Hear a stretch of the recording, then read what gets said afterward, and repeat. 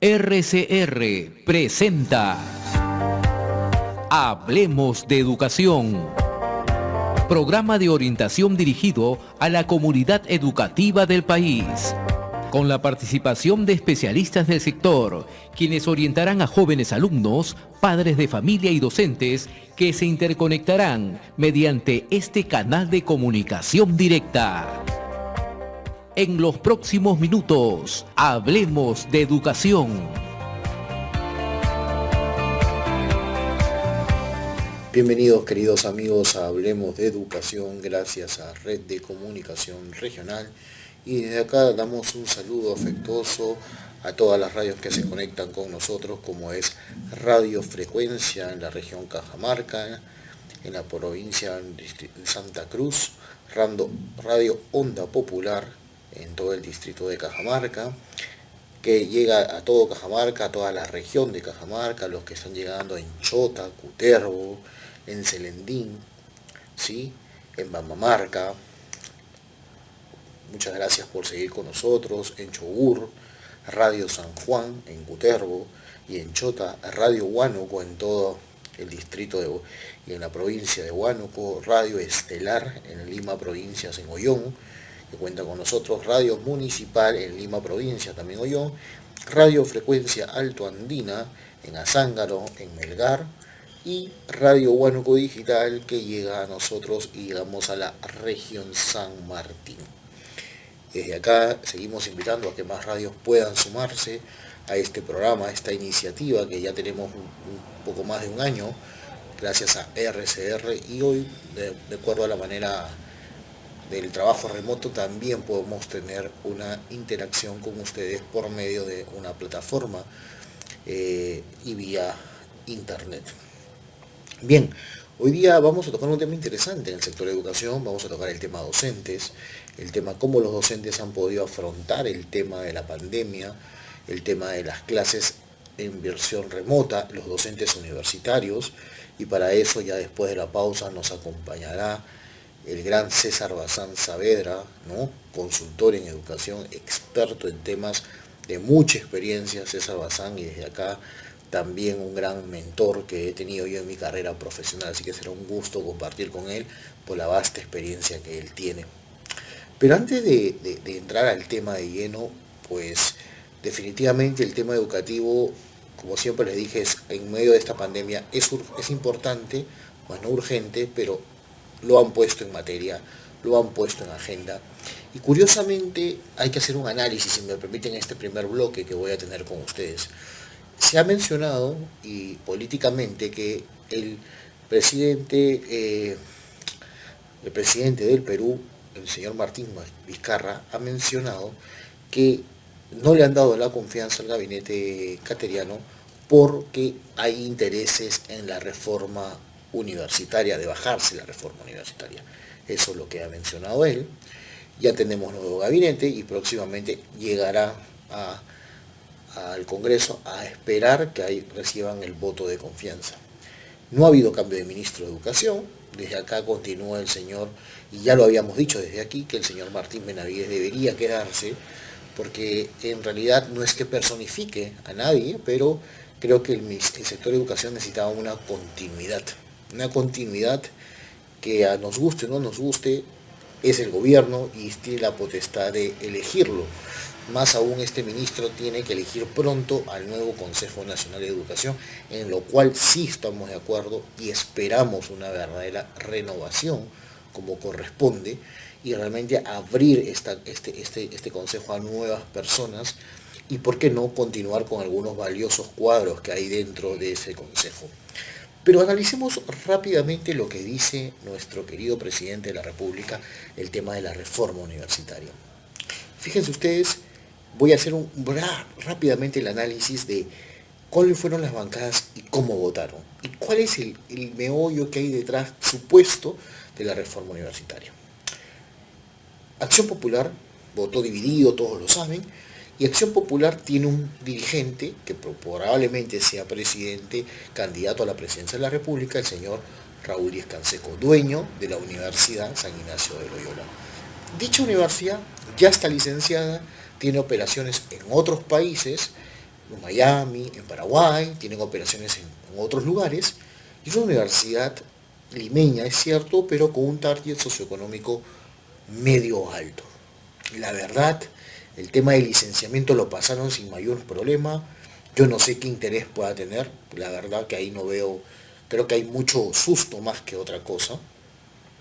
Alianza para el Progreso, ¿no? Sorprendentemente votó en abstención y el señor César Acuña es dueño de una universidad, la Universidad César Vallejo, y la familia tiene otros negocios, otros vinculados a la educación. Esta universidad también ha sido licenciada y con el cierre de algunas masivas han tenido mayor cantidad de alumnados. ¿Qué interés tendría de bajarse la ley universitaria? El FREPAP no tiene universidad, es una banca nueva, no políticamente nueva, tiene mucho arraigo en muchas zonas de provincia, es interesante cómo ellos han ido trabajando, han hecho el símil de lo que era el gobierno, la campaña de Fujimori de los 90, de Fujimori, Fuerza Popular, que uno decía, bueno, votó todo a favor, votó a favor, y solamente dos en contra. Y uno dice, ¿qué universidades? Bueno, el ex congresista José Luis Elías en la región Ica es dueño de una universidad que es la San Juan Bautista, licenciada también. ¿Qué problemas tendría? No, es que a las peronas no tienen ni una vinculación con el fujimorismo. Más que su secretario general, que ex secretario general, y la familia de este señor ya no maneja la universidad. Entonces, yo no sé cuál es el interés. Pero bueno, pero ellos votaron a favor. Si hubieran votado en contra, podría decirse. Sigamos. Podemos, Telesu, es la única que al parecer tendría algún, como dice, un rabo de paja porque ellos votaron en contra. Somos Perú votó a favor, el Partido Morado votó a favor y todos sabemos que el Partido Morado tiene alguna vinculación con algunos grupos empresariales. Curiosamente, el ministro Benavides tiene algunas cosas que contestar sobre el licenciamiento cuando él era superintendente de una universidad, de un grupo económico. Frente Amplio, ni fu ni fua, no tiene una universidad. Entonces, ¿dónde está realmente que se quieren bajar la reforma universitaria? ¿Dónde está que la reforma universitaria ha sido el gran problema del gabinete cateriano? El gran problema del gabinete cateriano es que han sido confrontacionales y ellos pensaban que tenían un Congreso sumiso. Han dejado de lado, han despreciado incluso, subestimado la fuerza que puede tener FREPA u otras tiendas políticas. Yo la verdad, desde aquí, no veo una amenaza real, concreta, a la reforma universitaria. Todos queremos seguir en aras de la calidad educativa. Lo que sí sorprende, y hay que decirlo, y que esto ya se viene, es el nuevo reglamento para instituciones educativas. Curiosamente, más para el ámbito privado. En el Congreso se están jugando dos proyectos de ley, tanto en la Comisión de Defensa del Consumidor como en la Comisión de Educación, que ya fueron aprobados en Educación, donde van a ir al Pleno para el tema de las pensiones escolares y también de los créditos y las pensiones de universidades e institutos.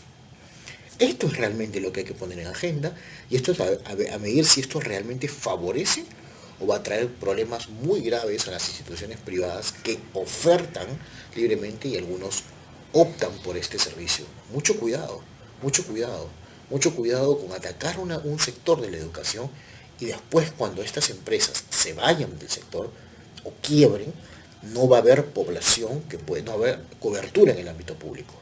Y no estamos pensando en nuestros estudiantes, en nuestros niños, no estamos pensando en nuestros adolescentes. No pongamos a la reforma universitaria como pretexto para el tema de la gobernabilidad. Desde acá, desde Hablemos de Educación y de Conducción, sí les pediría analizar un poquito más allá y vayamos a buscar la esencia de por qué están pasando estas cosas. Es una reflexión política, es cierto, de un análisis, pero como han tocado el tema educativo, creo y amerita que podamos pensar y medir un poco más lo que nos están diciendo los medios de comunicación, tradicionales o no tradicionales, y esta es una opinión más, que ustedes sacarán sus propias conclusiones. No pongamos de pretexto la reforma universitaria. La reforma universitaria va a seguir. Incluso la reforma universitaria depende del legislativo. que la ley está hecho, las leyes las cambia el legislativo, el Congreso, no el Ejecutivo. Entonces, no entiendo la verdad esta sensación de querer decir que se quieren bajar una reforma. Ojalá, esperemos que en unas próximas ediciones tengamos buenas noticias, buenas noticias, buenas noticias como que Aprendo en Casa mejoró, buenas noticias como que los maestros tienen los datos necesarios para enseñar, buenas noticias como que desde acá opinamos que no hay tablets y que va a llegar otro tipo de educación, a lo mejor una educación remota con libros, con cuadernos en este momento, en este contexto. Se va a cerrar las brechas digitales, conjunto con el MTC, ¿no? Y así tendremos una política de educación a distancia, trabajará en conjunto la educación pública y la educación privada para aprender uno de otro. Creo que ese es el camino. Ese es el camino que hay que continuar. Vamos a una pausa, queridos amigos, y vamos a regresar con César Bazán Saavedra en Hablemos de Educación. Ya retornamos en Hablemos de Educación.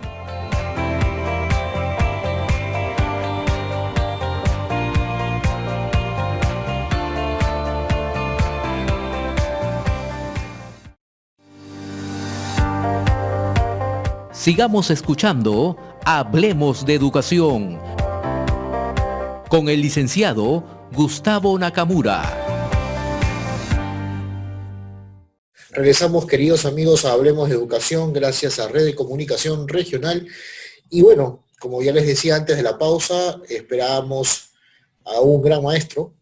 Particularmente tengo, siempre le digo, el honor de presentarlo y conocerlo muchos años ya años, así tal ya, que nos conocemos y hemos compartido gratas experiencias, viajes también al interior del país.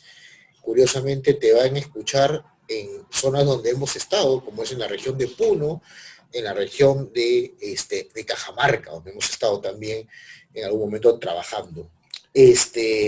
Muchas gracias por estar aquí. Bueno, está de más presentarlo, ahí está su nombre, es César Bazán Saavedra, por si acaso. Porque hay otro César Bazán igualito, es su hijo, más o menos que el tamaño más pequeño, más reducido, pero también un gran especialista en el sector y en general en temas de políticas, en primera infancia, ¿no? César, ya esperemos invitarlo en algún momento, que sigue trabajando él. Ahora te hemos invitado a ti, César, para compartir y analizar un poquito, ¿no?, la situación del tema del docente, ¿no?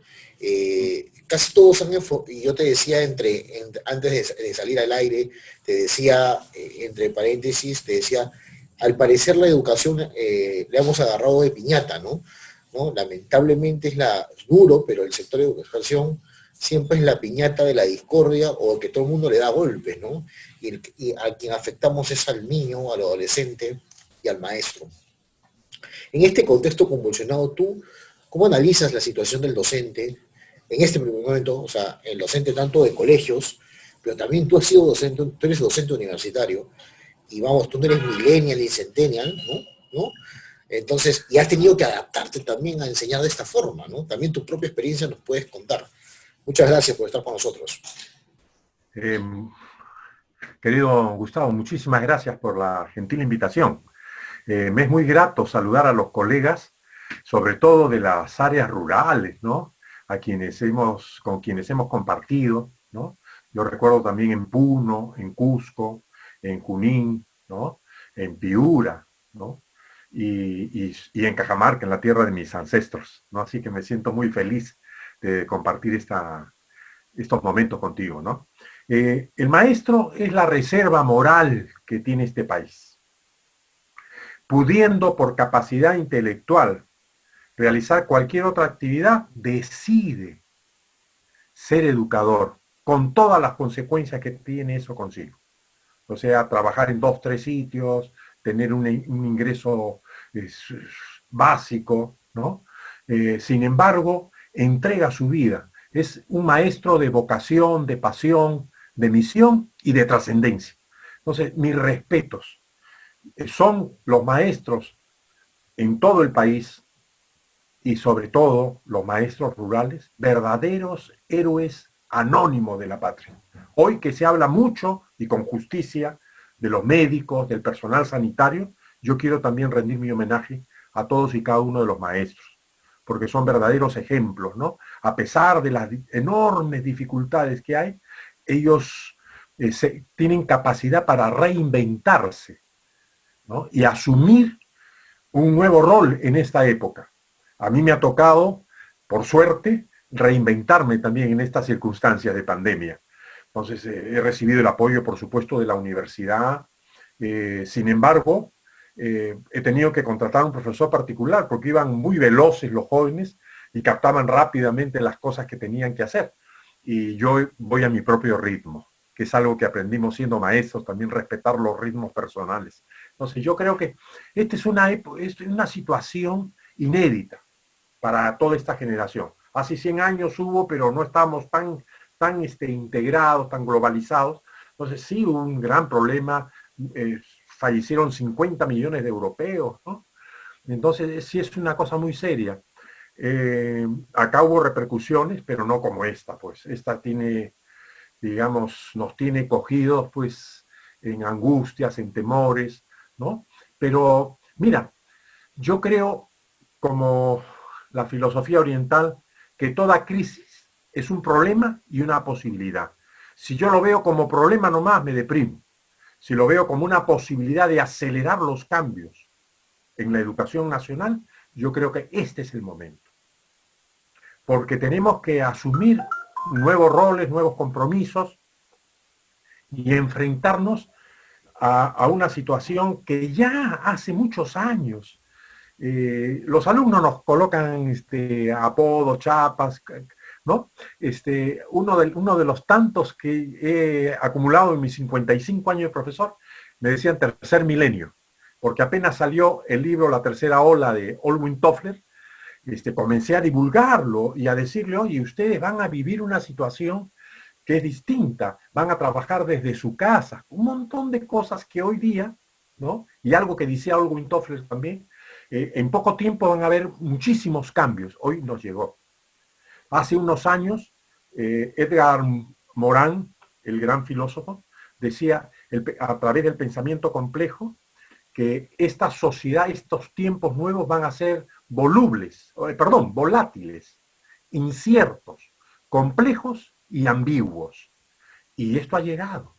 Se ha acelerado. La pandemia ha acelerado. Este informe de la UNESCO, financiado por el Banco Mundial y preparado por los científicos de la Universidad de Oxford, nos habla que en pocos años, calculaban para el 2030, se van a perder 2.000 millones de empleos por la era de la automatización, la cuarta revolución industrial. Todo esto acelera.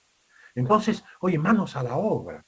Este es el tiempo para brindar los recursos a la educación. La mejor válvula de ascensión social es la educación. Ya es tiempo que retomemos, digamos, un rumbo educativo. A lo largo de la historia republicana han habido periodos, como el de Pardo, por ejemplo, que se invirtió muchísimo en educación. Se hizo lo que es el Politécnico José Pardo ahora, ¿no?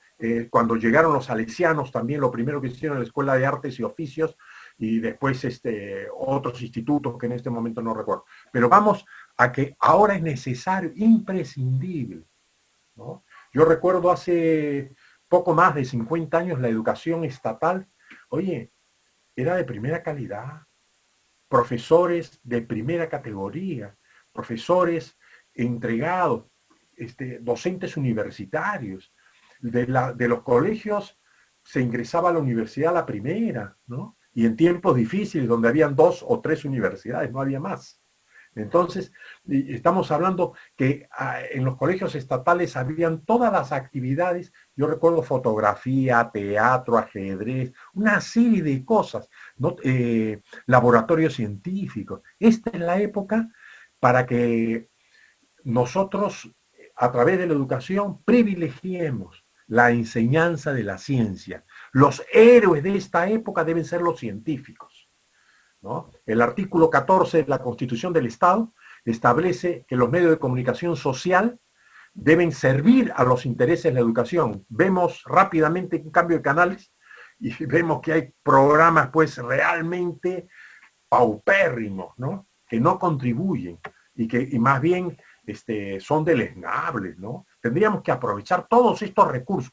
Yo propugno una sociedad educadora, la familia, la escuela, la comunidad, pero todos al servicio de la educación. Y los medios de comunicación social deben cumplir con el artículo 14 de la Constitución de 1933.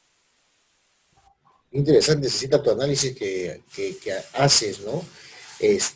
Definitivamente hablas de los medios de comunicación y pues este es un medio, ¿no?, de comunicación, justamente los medios donde usualmente desde hace ya, nosotros tenemos en el programa más de un año ya, ¿no? Más de un año, estamos más de 60 y tantos o 70 y tantos programas, ya no me acuerdo, ¿ya? Y seguimos luchando y buscando dar alternativas distintas, ¿no? Porque el maestro, el padre de familia, el ciudadano, de a pie, como llamamos, no tiene estos recursos, le llega información pues sesgada, le llega información pues qué conviene, qué no conviene, y darles una óptica distinta de lo que está pasando. Eso es uno. Dos, creo que los medios podemos aportar, ¿no? Aportar a la formación y que la gente abra la cabeza, abra el entendimiento, ¿no? No se rompa la cabeza con el periódico porque esos periódicos que tenemos, sino que abran el pensamiento, que se abran a la cultura, que el pensamiento crítico empiece a trabajarse no solamente en el aula, ¿no?, como tú lo mencionas, ¿no?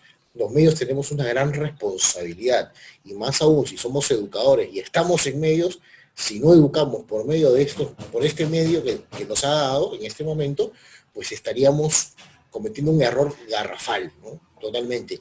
Es interesante cómo has planteado también tú el tema del docente. Es cierto, hoy el docente aprendió, ¿no? No sé si tú te acuerdas, hace algunos meses, años, vamos a decir meses ya, se hablaba mucho de las competencias digitales, ¿no? Las competencias del siglo XXI, ¿no? Todo el mundo se levanta. Yo me acuerdo que era puro humo, algunos dicen, otros dicen que no, pero no vamos a juzgar lo que es o no es, pero todo el mundo hablaba de las competencias digitales, ¿no? Y que los docentes tienen que adquirir competencias digitales, que tienen que... Bueno, llegó la pandemia y a este entonces, docente que no haya adquirido esas competencias, muy difícil que se sobreviva a esta situación. Tú mismo has visto tu experiencia, ¿no? Has tenido que salir de tu zona de confort, como le llamamos muchos, nosotros, y utilizar otros medios, ¿no?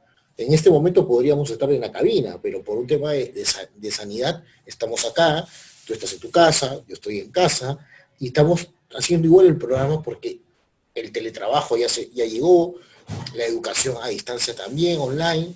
Lamentablemente hay brechas sociales que no podemos dejar de decirlas, que no hay de conectividad, pero todo esto ha traído que el docente, como que ha venido una ola, ¿no?, un tsunami, ¿no?, y el docente rápidamente ha salido a flote en medio de esta situación, y está intentando flotar, está intentando nadar en un mar que viene pues, con muchas derivas, y en realidad yo siempre lo sentimos que estamos en una barca donde la situación es, no tenemos todavía norte claro, ¿no?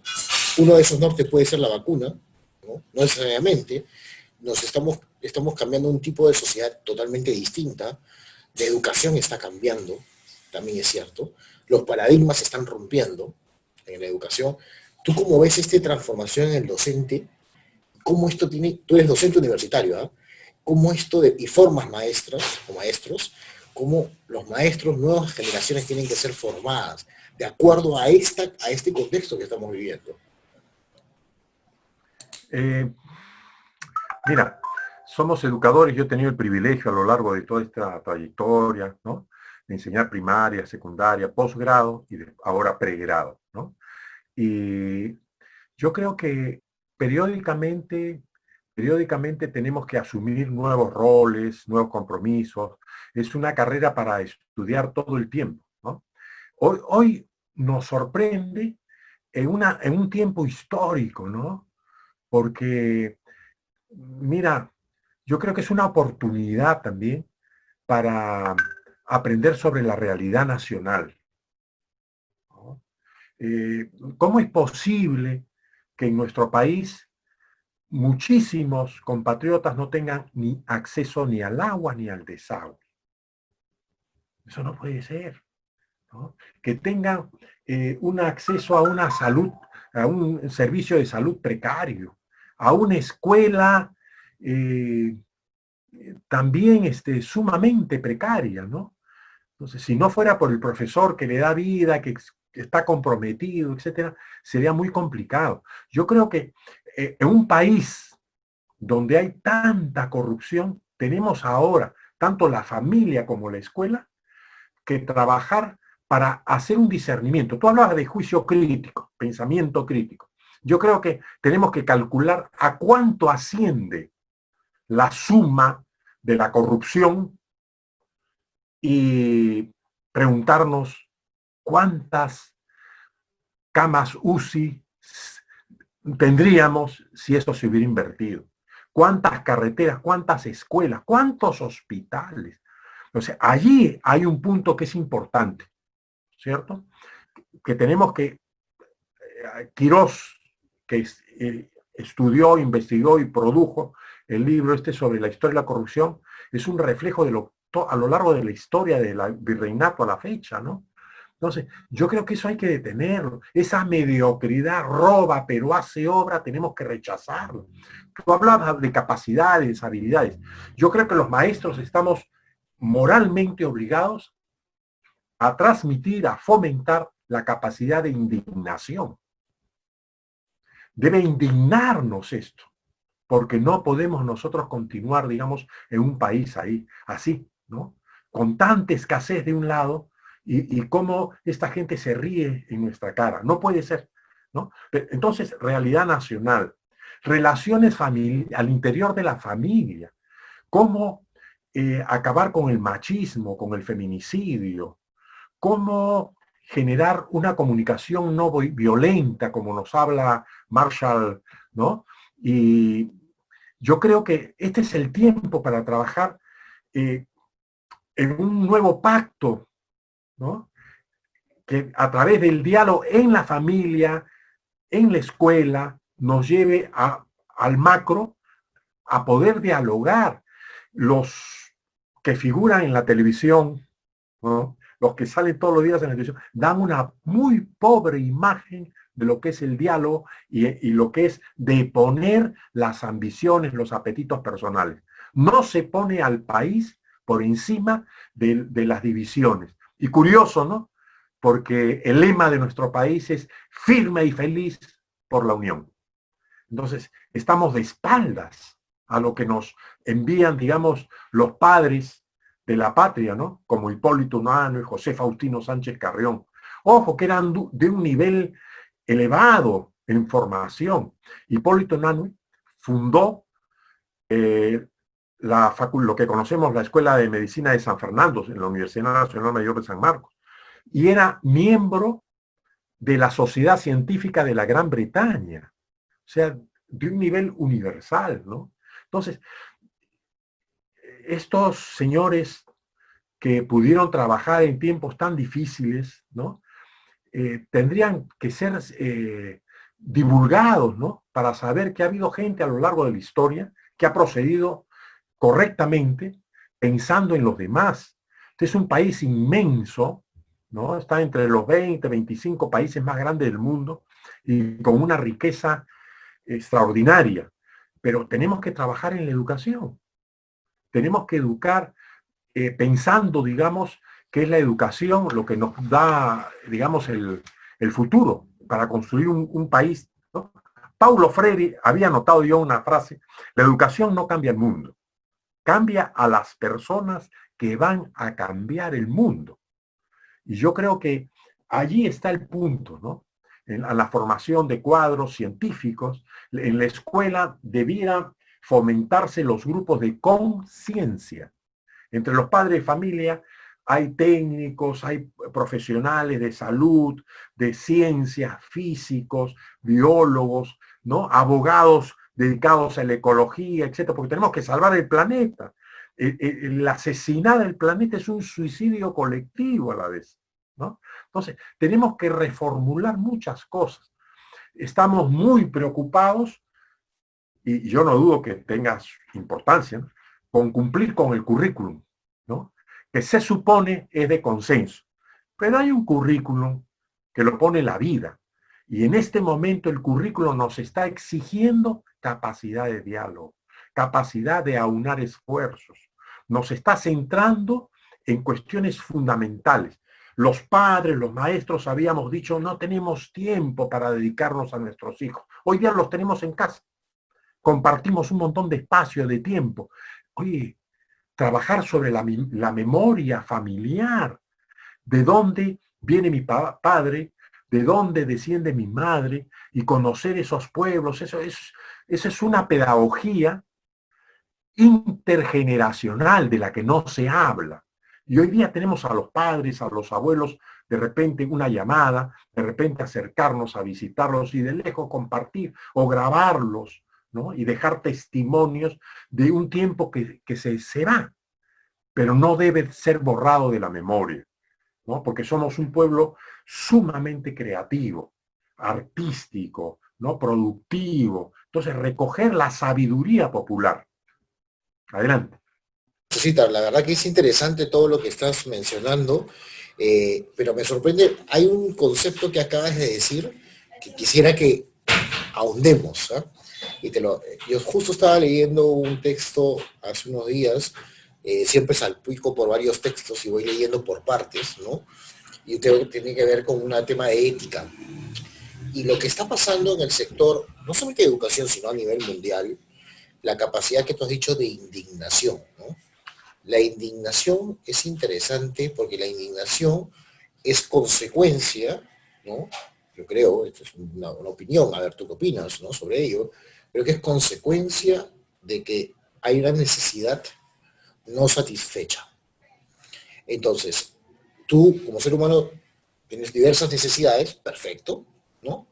No hay ningún problema, pero la indignación, esa capacidad de decir, reconocer que no se está dando y a partir de ello tener objetivamente decir, oye, ¿sabes qué? Esto que estás haciendo no está bien. Esto que se está dando no es lo correcto. Y lamentablemente no hemos formado en eso. La gran mayoría hemos formado una sociedad donde la inmediatez hace que todo sea rápido, donde, bueno, no cumple, pero bueno, cumplió a medias, basta, ¿no? Y entonces es igual que en la educación, ¿no? O sea, bueno, el chico entregó el trabajo, pero bueno, ya pues así como está, más, ¿no? No lo aceptamos. Esta es la fecha, no, pero ¿sabe qué? Se murió mi abuelita, la siguiente se murió la otra abuela, el siguiente vez se murió la abuela, yo me acuerdo cuando estaba en el colegio, ¿no? Y tenía un chico, un alumno, que tuvo 10 abuelas, porque cada año se le moría una abuela, cada mes, o sea, entonces, 10 meses, cada mes que se moría, y no cumplía con las labores, ¿no?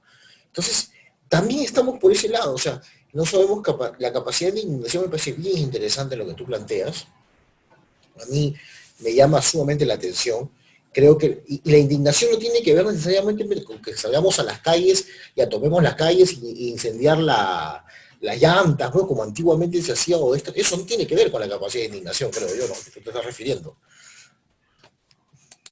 Mira, interesante, ¿no? Evidencia tu formación en filosofía, porque de alguna manera estás remitiéndonos a Sócrates, Platón y Aristóteles, ¿no?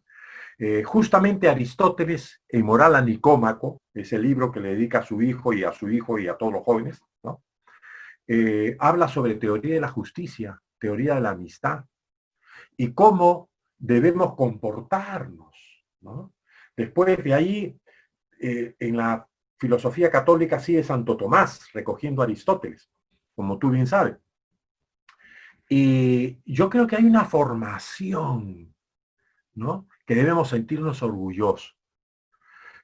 Por un lado, hay carencias, pero la mayor carencia es la falta de preparación. El no solamente pensar en uno, yo me salvo como sea y chanco a otros, aplasto, piso a otros, ¿no? Una clase trepadora, no. Yo creo que es con un sentido de convivencia, de una armonía social, ¿no?, el postular el bien común.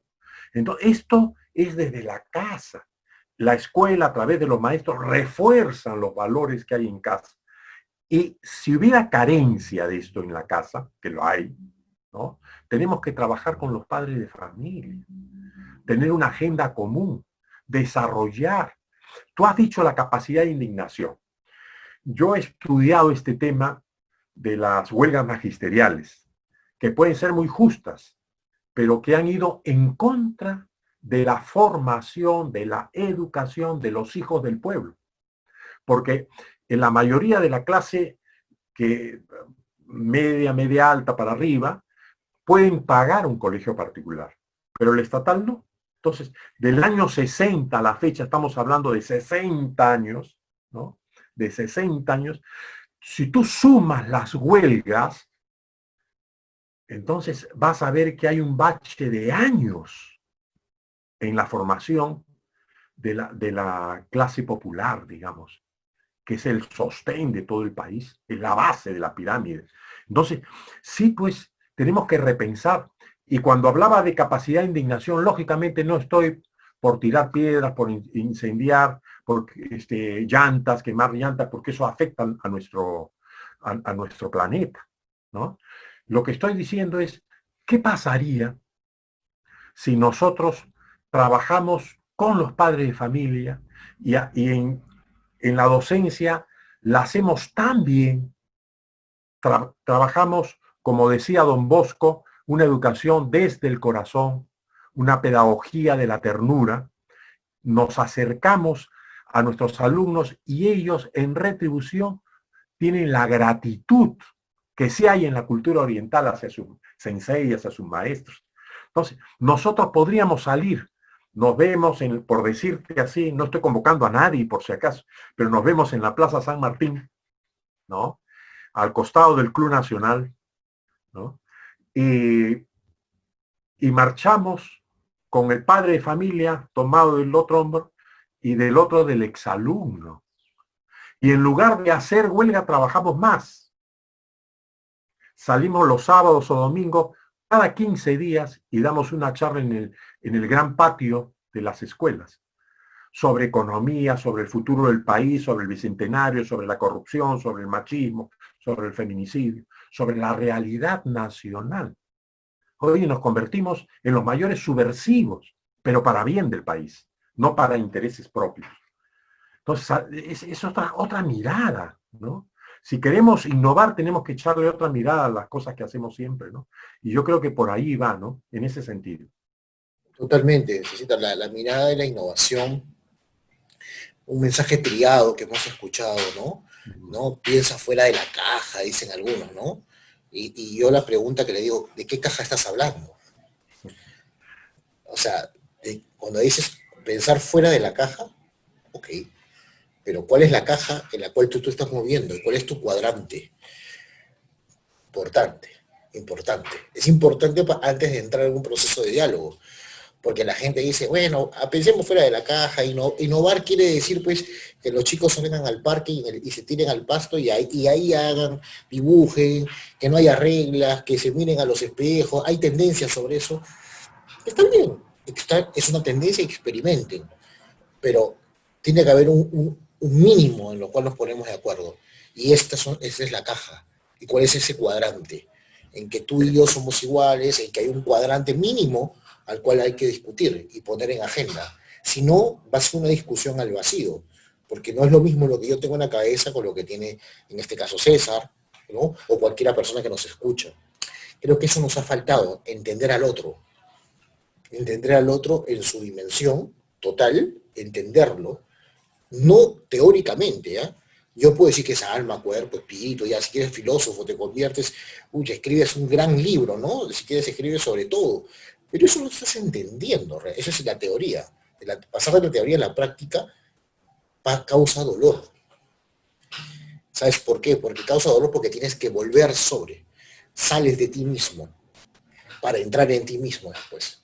Todo un tema de filosofía detrás. Yo quisiera que tú, para cerrar ya esta entrevista y no quitarte más tiempo, es que nos dejes una reflexión para todos estos maestros, y no solamente los maestros, sino los padres de familia que te están escuchando y que a veces estamos un poco desorientados. Te deseo, por favor. Gracias, Gustavo. Mira, yo creo que nos falta cultivar el valor del respeto, ¿no? Nosotros miramos, preguntamos a veces sobre los sentimientos, los juicios, los pensamientos, y a veces enjuiciamos sin conocer la realidad del otro. Yo recuerdo los titulares de los diarios y todo, cómo bajan, ¿no?, hacia la ciudad tanta gente. Oye, pero ¿cómo viven, no? ¿Acaso tienen una reserva? ¿No? Nos hemos puesto a pensar, hemos visitado, ¿no? Conocemos la realidad de nuestro país, no solamente de esta ciudad tan compleja, ¿no?, sino que si conocemos. Entonces, el respeto nos debe llevar también a un elemento que es fundamental, el diálogo, la confianza. Primero la confianza. A través de la confianza podemos dialogar. Como no hay confianza entre los poderes del Estado, no hay diálogo, ¿no? Y ellos que personifican a la nación están dando un muy mal ejemplo a los niños y jóvenes de este país, ¿no? Yo creo que hay cuestiones esenciales. ¿Qué tantas reglas ponemos en casa, ¿no? Exigimos, pero no damos el ejemplo, ¿no? Napoleón decía, el ejemplo arrastra. Se comenta una anécdota de Einstein que le dicen, el ejemplo es la mejor forma de educar. Y él voltea donde su interlocutor y le dice, no es la mejor, es la única. Entonces tenemos que constituir nosotros en personas éticas, coherentes, consistentes, ejemplares. Entonces, la gran transformación en la educación pasa por todos, como individuos, como integrantes de una familia, como miembros de una comunidad pequeña quizás, pero también una comunidad nacional, no solamente la local. Y exigir lo que nos corresponde, pero a través de un juicio crítico, de compromiso, de formación ciudadana, ¿no? Se habla mucho, pero es importante, digamos, tener una formación ciudadana participativa, responsable, no de cuestionar y quejarse. Eso es muy fácil. Escucho a mucha gente que le pregunta, ¿debió hacerse? Sí, pues, pero esto en ninguna parte del mundo se previó, la pandemia. Entonces vemos patas arriba todo, ¿no? Entonces es necesario decir, ¿qué hacemos? ¿Lo que voy a decir construye o va a minar el prestigio del otro?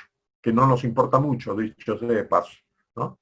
Sino lo que voy a decir fomenta, digamos, la unidad, la firmeza que debemos tener para construir puntos que son sumamente importantes, como la salud, la educación, la cultura, las ciencias, ¿no? Entonces, sí hay cosas que debemos sentarnos, ¿no? Entonces, parte de cosas sencillas, ¿eh?, de estos diálogos, de estas reuniones, digamos, que nos permita pensar o sacar en voz alta, digamos, nuestros mejores pensamientos, ¿no? Pero pensando en el bien común. ¿No, Marigato?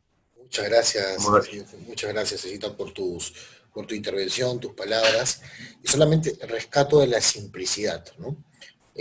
La filosofía oriental, y la japonesa en concreto, parte de la simplicidad, no parte de la complejidad.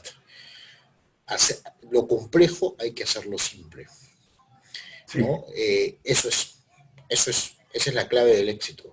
Para el mundo oriental fue así, en el caso del Japón fue así. Hace pocos días hemos celebrado ya un aniversario más celebrado entre comillas, entenderás, de la bomba de Hiroshima. 75 años. Exactamente. El 6 y el 9. Exactamente. De Hiroshima, ¿no? El 6 de Nagasaki. Sí, de Hiroshima y Nagasaki. Sí, al revés, correcto. Y la experiencia es esa, ¿no? La simplicidad. Yo la vez pasada, y como anécdota les comento, enseño, tuve la oportunidad y sigo enseñando fuera algunos métodos japoneses de Kaizen y 5S, y mucha gente latinoamericana, incluyéndome, porque soy latino, el hecho de que tenga ascendencia no significa que soy japonés, mucho menos, estamos acostumbrados en América Latina a la complejidad, ¿no? Nos encanta lo complejo, ¿no? Cuanto más difícil, supuestamente es mejor. y el ser humano es más simple de lo que puedes creer. Y acá voy a la filosofía oriental también, de los padres del desierto. Hay gente que ve con la filosofía católica, con la mística católica. El ser humano es como una cebolla. Claro, cuando terminas de pelarla, no queda nada.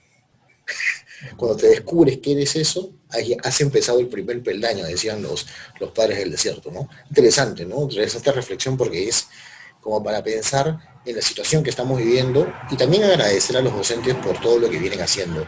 Creo que las competencias digitales se quedaron chicas, ¿no? Los grandes gurús que hablaban de competencias digitales, bueno, señores, se les acabó el comercio, porque en realidad los docentes ya consiguieron las competencias. Pueden mejorarla, tecnificarla si quieren. Ahora es un medio, ¿no? Es un La medio, no es un tecnología fin. siempre es un medio. Yo quisiera rescatar, subrayar algo que has dicho, Sí, ¿no? claro. En la sencillez, digamos, en lo simple, hay un secreto. Solo el humilde aprende. ¿Me explico? En la humildad es la condición. Porque si mientras el otro está explicando, yo estoy pensando en la respuesta, ya no aprendo, pues. Entonces en la sencillez, ¿no? En la humildad para aprender del otro, ¿no? Para escucharnos de verdad. ¿Qué es lo que está faltando acá? Nos lanzamos quejas, el apellido ya no es Pérez acá, ¿no? Ni Quispe, sino es quejumbroso, ¿no? Todos nos quejamos y lanzamos a través de todas las redes, digamos, nuestros comentarios, pero todos son quejas, no hay propuestas, no se busca consenso, ¿no? Eso es importante, entonces, yo creo, ¿no? que el RCR está haciendo un esfuerzo justamente en ese sentido. Sí, de acá le damos siempre un espacio a todos, en todos los programas, como verás, desde Enlace Regional, desde los programas que tenemos en RCR, abrimos las puertas a todos, cualquier tinte político, pero lo importante, político, empresario, agricultor, pescador, todos, ¿no? Campesino, madre de familia, padre de familia, docente, multigrado, unidocente, a todos, porque es bueno escucharlos y saber lo que está pasando, ¿no? No todo es Lima, pues, ¿no? No todo es Lima, entonces eso es importante también. Entonces sí, abrimos las canchas, como se dice, ahí está la pelota, la ponemos dentro de la cancha y a jugarla, ¿no? Tanto que mucha gente extraña el fútbol o ese tipo de deportes, pero como analogía es así, aquí abrimos la cancha a todos. Permíteme sí. Una acotación. Sí, claro que sí. Hablas de Lima, ¿no? Y yo recuerdo, voy a cumplir ya 73 años, yo recuerdo de joven, se atacaba el centralismo. Yo he visitado casi todo el país y siempre el centralismo limeño, etcétera, ¿no? Pero ya cuántos años vamos con regiones que manejan presupuestos, ¿no? Entonces, no hemos formado una clase dirigente del país, ¿no? Tenemos una clase dominante que a lo largo de la historia republicana ha alquilado, ¿no? Militares, qué sé yo, para manejar todo el país a su antojo. Pero hoy día tenemos la oportunidad en cada región de construir, de invertir en educación, en maestrías, posgrado. Tenemos el vecino del sur, cuyos aparatos estatales son, digamos, manejados por gente que ha estudiado en las mejores universidades del mundo, la maestría y el doctorado. Acá hay que bajar el sueldo, ¿no? O sea, la simplicidad sin análisis. Pero acá los gobiernos regionales tendrían que tener la mejor gente para sacar, digamos, del atraso en que nos encontramos. Ojo que la miseria en nuestro país es intergeneracional y no es solamente económica, también es emocional, espiritual, ¿no? Entonces, y ética, ¿no? Entonces tenemos que trabajar en eso, ¿no? Oye. No, muchísimas gracias a ti, Cecita, gracias por tus reflexiones, ha sido un gusto, y bueno, la casa de RCR siempre está abierta para ti, y a seguir conversando y analizando un poquito más la situación del país, de la educación, pero también reflexionar y conversar sobre estas grandes alcances que nos das, y las líneas de los años de experiencia que tienes, siempre es bueno, ¿no? Siempre es bueno escuchar a la gente que ya vivió muchos años, ¿no? No solamente acudir... No estás jubilando, ¿no? No, que todavía. Ya vivió 10 años. Y que seguirá viviendo, Dios mediante. Así a través de los exalumnos. Así es. y así se seguirá y el legado que corresponde. Muchas gracias y regresamos en una próxima edición de Hablemos de Educación. Hemos presentado Hablemos de Educación con el licenciado Gustavo Nakamura. Nos volveremos a encontrar mañana a la misma hora y por esta misma frecuencia. Hablemos de Educación.